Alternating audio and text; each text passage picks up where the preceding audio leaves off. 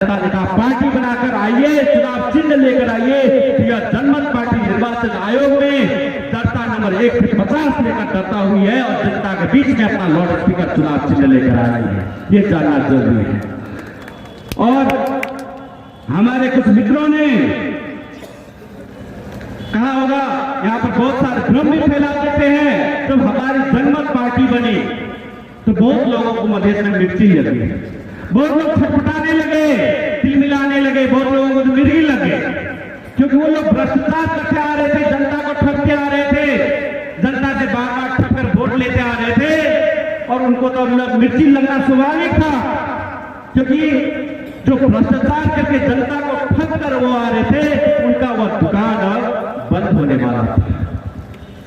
ईमानदारों की पार्टी जनमत पार्टी आने की वजह से उन्होंने अनेक भ्रम फैलाना जनता में शुरू किया कि देखो ये तो समझौता करके आ रहे हैं। तो याद रखिए, यहाँ पर कोई भी मांग पूरा हुआ है वो जनता के द्वारा ही समझौता करके ही पूरा हुआ। माओवादी को ले लीजिए, 17,000 आदमी को मरवा दिए, 17,000 आदमी का खून बहा दिए, लेकिन फिर अंत में किया क्या? समझौता करके ही आए राजनीति में। सूडान में 25 बरस तक युद्ध चला, 22 लाख आदमी मरे, लेकिन अंत में फिर क्या हुआ? समझौता ही हुआ।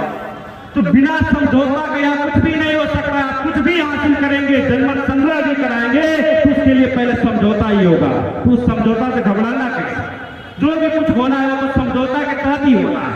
और हमने कोई छुप कर उन जैसा समझौता नहीं किया। हमने सर्वोच्च स्तर पर, सबसे ऊंचे स्तर पर जो होता है समझौता, वह समझौता किया। सरकार को झुकाकर, सरकार को अपने आंदोलन के आगे झुकाकर वो समझौता किया था। उनके जैसे किसी पार्टी या व्यक्ति से समझौता नहीं किया। हमने किसी भी देश से समझौता करेंगे, अमेरिका में आप समझौता करेंगे, अमेरिका का सरकार सबसे बड़ा हुआ, उससे करेंगे। भारत में समझौता करेंगे तो भारत सरकार से करेंगे, और नेपाल में करेंगे तो नेपाल सरकार से समझौता करेंगे, उससे बड़ा वो सब कुछ भी नहीं होता है समझौता का। हमने इसीलिए नेपाल सरकार से सबसे उच्च स्तर पर जाके, सर्वोच्च स्तर पर जाके वो समझौता किया है।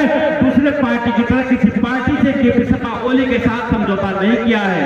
केपी ओली साहब के समझौता वो लोग किए, उसका बिल्ला हर एक जगह देखने को मिलेगा, एक जगह नहीं, दो जगह नहीं, बार बार आपको देखने को मिलेगा। अभी कुछ दिन पहले ही राजपा वाले ने सिर्फ 2 सीट के लिए, राष्ट्रीय सभा में 2 सीट के लिए किससे समझौता किया? यह डॉक्यूमेंट आपको हर एक जगह मिलेगा।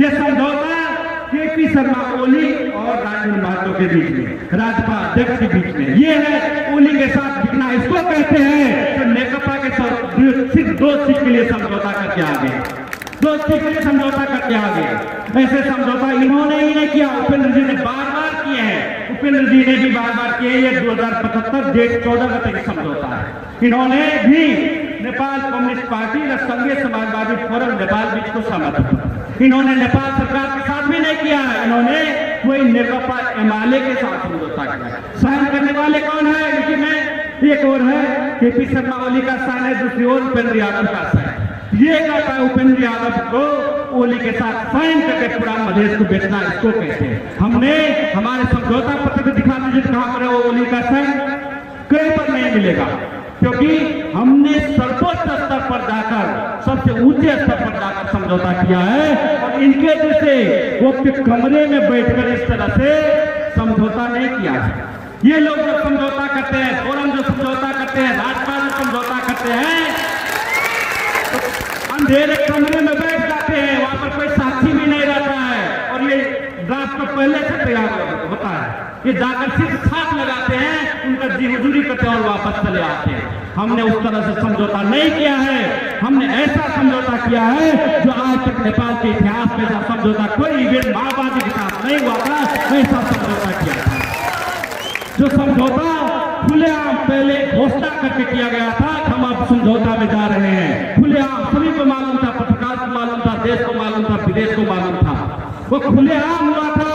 उसका साक्षी पूरा देश रहा है, पूरा टीवी पे लाइव हो रहा था। कभी नेता का समझौता लाइव देखने कभी किसी नेताओं की औकात है तो लाइव पर आके कहीं पर समझौता करिए, तो चुपचाप जाता है, पैसा लेता है और छाप लगा के चले आता है अंधेरे कमरे। ऐसे समझौता ये लोग करते रहे और देश को बेचते रहे। लेकिन हमने पूरी देश की जनता को साक्षी मानकर पूरे सारे टेलीविजन पे लाइव आ रहा है, देश की जनता देख रही, विदेश की जनता देख रही है, और वह समझौता नेपाल सरकार के साथ समान स्तर पर आज तक किसी ने समान स्तर पर समझौता नहीं किया था, जिसके देखकर बहुत शासकों को भी तिलमिली लगी हो तो दुई देश बीच भागो समझौता शासक पर कहने लगे क्यों तो दुई देश बीच भागो समझौता जब ऐसे समान स्तर पर आज तक समझौता करने का अवकाश किसी नेता ने नहीं है।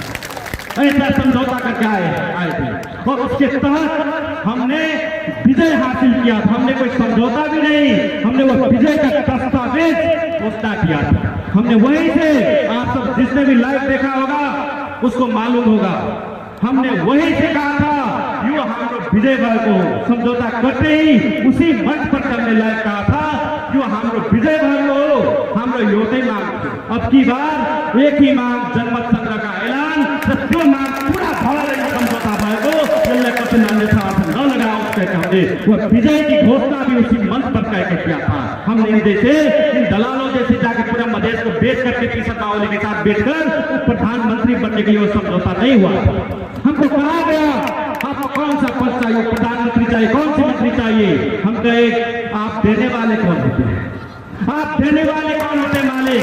जिस दिन हमारी औकात होगी हम खुद अपना बना लेंगे, हम खुद अपना पद ले लेंगे, आपको देने की जरूरत नहीं है। मधेश जनता खुद अपना अधिकार ले लेगी, आपको देने की जरूरत नहीं है। जिस दिन हमारी औकात होगी हम खुद अपना अधिकार बना लेंगे, अपना अधिकार छीन कर ले लेंगे। यह कह के हमने समझौता किया है।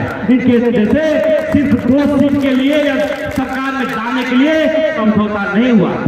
तो ये बात आपको जब भी कोई गांव में जाकर भ्रम फैलाता है, इसका फोटोकॉपी रखे, उसके मुंह पे बांधिए, मुंह पे दिखा दीजिए उनके कार्यकर्ताओं पे कि कैसे वो लोग मधेश के शहीदों के रगत के साथ खून के देखते रहे, क्या उनके मुंह पर मार कर दिखा दीजिए। ये बात है।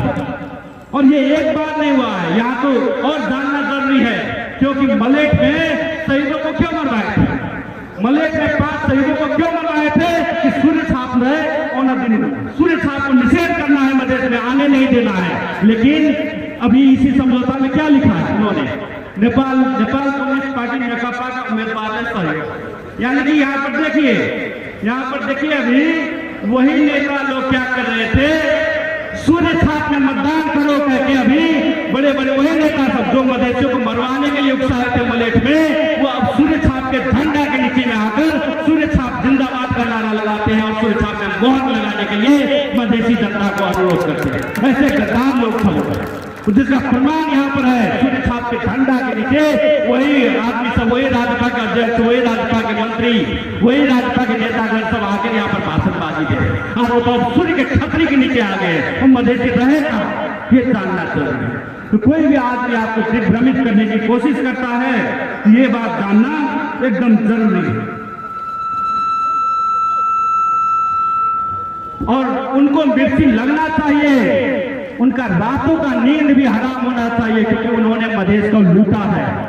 हर एक अध्यक्ष से लेकर गौपालिका अध्यक्ष से लेकर प्रदेश सरकार से लेकर यहाँ पर भ्रष्टाचार किया है, तो उनका नींद हराम होना चाहिए, क्योंकि मधेश को लूटते रहे। और अब ईमानदारों की पार्टी, साधुओं की पार्टी, जनमत पार्टी जो आ गई, तो उनकी नींद हराम होना ही चाहिए। और इस पार्टी के विषय में हमारे मित्र अब्दुल खान ने बहुत सारी बात बता दी है।